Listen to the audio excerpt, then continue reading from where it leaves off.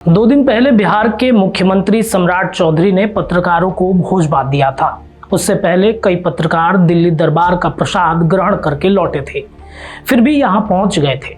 जमकर खाया, दबा कर खाया, जितना पेट में समा सकता था उतना ठूंस लिया। अभी खाना ठीक से पचा भी नहीं था, पत्रकार अपनी तोंद पर हाथ फेरते हुए भोजन के स्वाद को याद ही कर रहे थे, तभी खबर आई कि पटना के पाटलिपुत्र स्टेशन पर बवाल हो गया है। बेरोजगारी का आलम दिखा, नाराज अभ्यर्थियों का तांडव दिखा।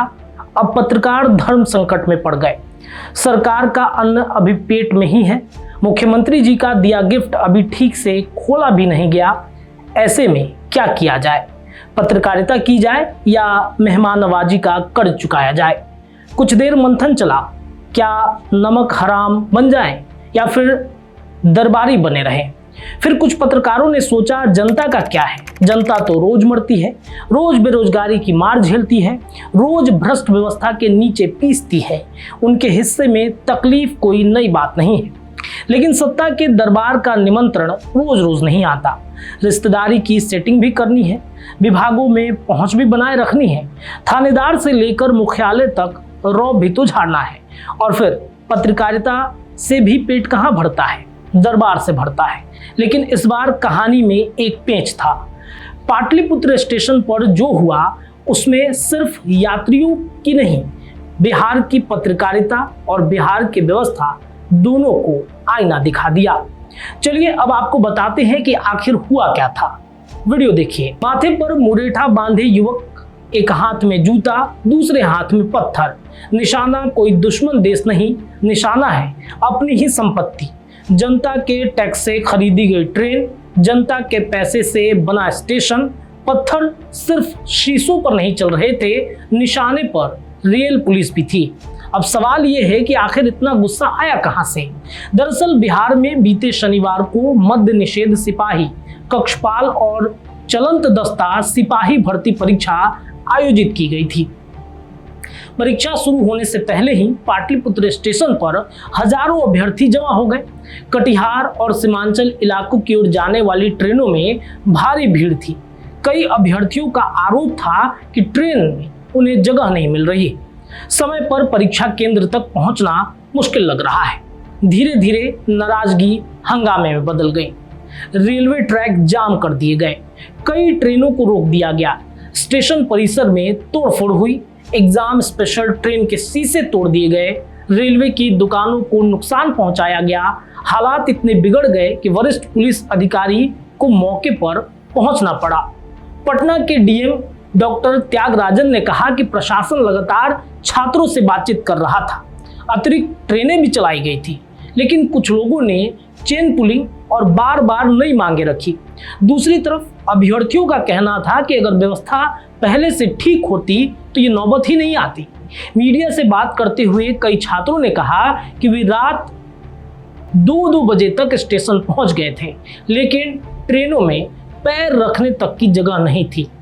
जब भीड़ बढ़ी तो मांग उठी कि स्पेशल ट्रेन चलाई जाए। अधिकारियों ने आश्वासन दिया। कुछ देर बाद स्पेशल ट्रेन भी पहुंची, लेकिन तब तक छात्रों का भरोसा टूट चुका था।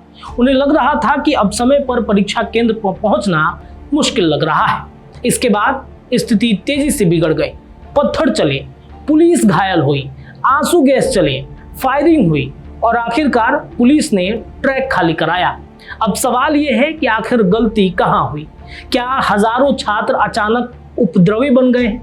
क्या बिहार के युवा जन्मजात अराजक हैं, या फिर यह उन व्यवस्था की विफलता है जो हर भर्ती परीक्षा को युद्ध में बदल देती है?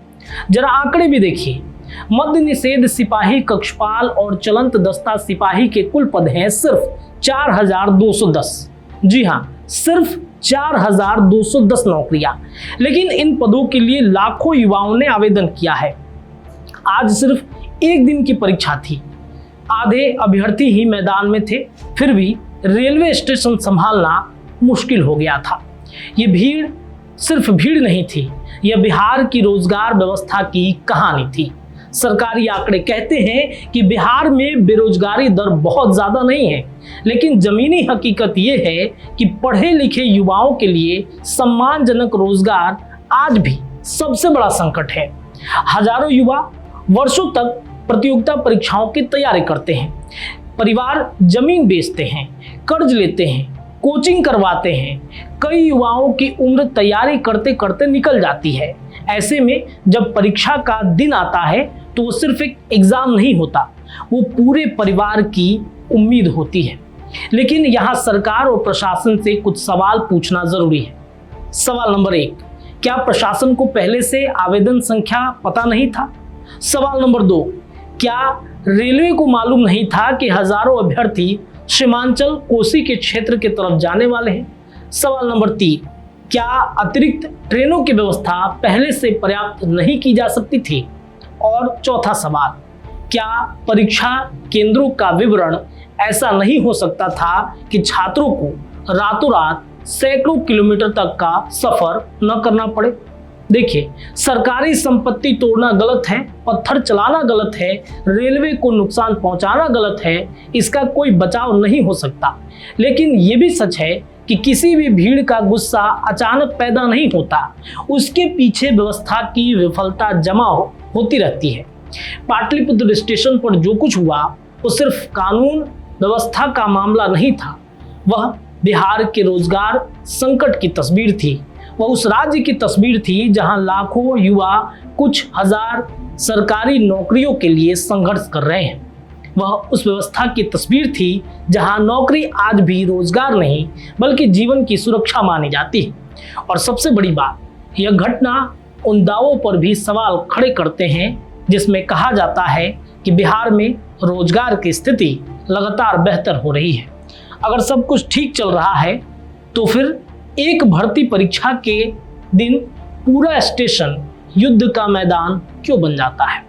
इस सवाल का जवाब सिर्फ छात्रों को नहीं देना है, सरकार को भी देना है, प्रशासन को भी देना है और उन पत्रकारों को भी देना है जो भोज भात और गिफ्ट पैक के बीच बिहार की असली खबरें भूल जाते हैं।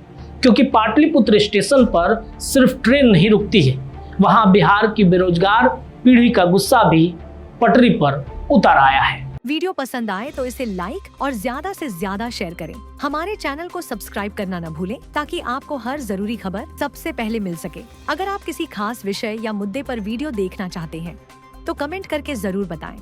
आपकी राय हमारे लिए बेहद अहम है।